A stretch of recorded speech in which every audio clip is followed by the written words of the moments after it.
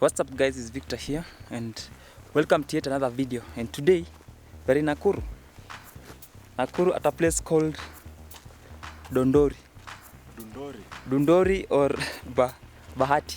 Actually it's in the border between Nyandarua County and Nakuru County. And it happens that there's a waterfall here. I read an article on the dailies and I noticed that there's an waterfall in Nakuru. Did you know that? So we decided to come and see this place. So if you're coming from Nakuru, you can take the junction at Kabatini or the one at Saba. The one we used, which was at some school there called Blesco. So you take a right and then you drive for almost 4 kilometers, then take another right at a town. That town is called something. So after that you will have to now park your car or leave your vehicle and then you trek. And this is the trek. So I've never been to this place, but we are going to check out. I'm here with the usual suspects. Sam himself and Brian.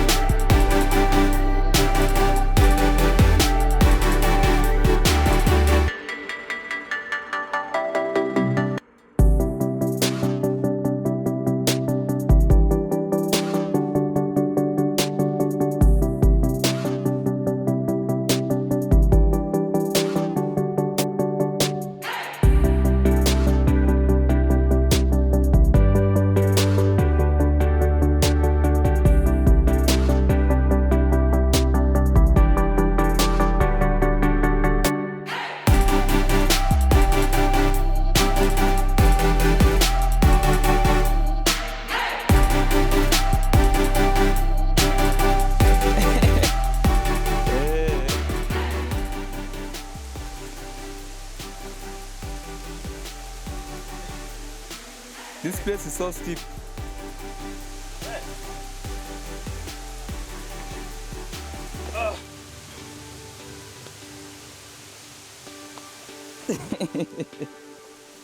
Sasa hapa. Hapo mlikuwa mnahangu wapi? Kanyaga hapa. Step on that branch. That one. Step on that.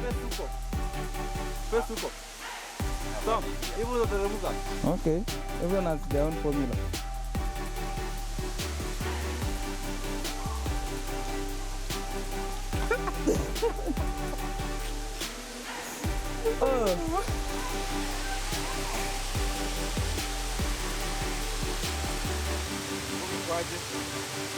It's better. So you have just used this route over this one. So let's use this one.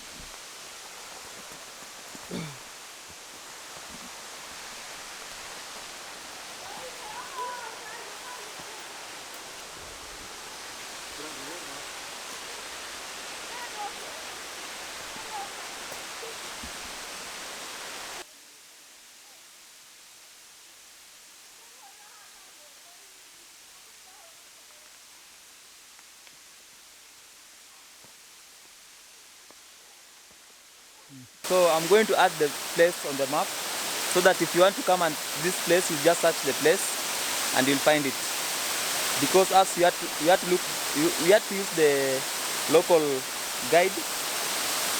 Some locals here to show us up to this place. So be sure to, if you want to check that out, you can now search it on the map. By then I think it will be up there and it will have been approved. So I'm going to add the place on the map. Edit map.